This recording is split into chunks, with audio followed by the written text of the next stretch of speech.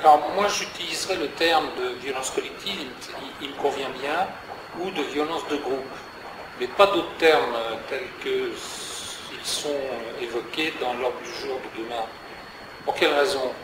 Parce que ce ne sont pas des groupes structurés, ce sont des groupes informels, qui se composent en fonction des événements. Et avec les technologies de communication que l'on connaît aujourd'hui, qui sont à disposition de tous, y compris de ces groupes-là, on sait bien qu'ils sont capables de se regrouper très rapidement. Nous, on a vécu ce phénomène-là dimanche dernier, le jour de la fête de la ville, de la fête des associations et de la fête de la musique, le 21 juin, où à la fin de la manifestation, on a vu subitement arriver un groupe de 300 à 400 jeunes qui se déplaçaient en marchant ou même en courant autour de la mairie et de l'église, sans qu'on sache très bien pour quelle raison. Et on l'a su quelques instants après, il y a deux groupes de jeunes qui se sont affrontés, pour des raisons qu'on ignore d'ailleurs, et on a réussi à régler cette question, d'abord en faisant intervenir les forces de l'ordre, c'était tout à fait normal, mais ils sont intervenus de manière très diplomatique. Et nous-mêmes, derrière, alors il a fallu 1h30 pour que les choses se rétablissent totalement, c'est-à-dire que la circulation soit libre, totalement, mais tout simplement parce que chacun s'est mis à un poste stratégique et a observé les choses, et qu'elles se sont décantées d'elles-mêmes.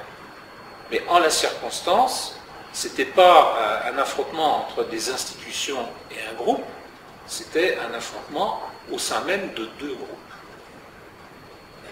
Dans ces cas-là, il faut savoir garder son calme, sa sérénité, et laisser se détendre les choses.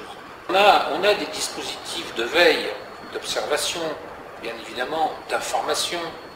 On a ces dispositifs-là, puisque nous-mêmes à Aubervilliers, on avait vécu en mars 2005 un avant-automne 2005, puisqu'on avait eu un accident grave qui avait provoqué un décès, et on avait été confronté à des violences urbaines, avant l'heure, si je puis dire.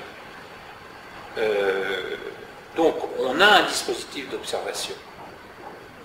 Mais là, il se trouve que nos dispositifs n'ont plus obligatoirement tous les relais qu'on avait jusqu'à maintenant, pour qu'on ait connaissance suffisamment tôt des événements qui pourraient avoir lieu.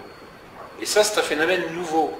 Le fait qu'on n'a plus de lien avec les groupes qui seraient susceptibles de créer des événements de cette nature.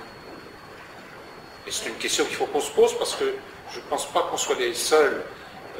Il se trouve que le week-end dernier, sur une autre ville du département, il y a un élu, qui est d'ailleurs hospitalisé aujourd'hui, qui s'est fait fracasser la tête.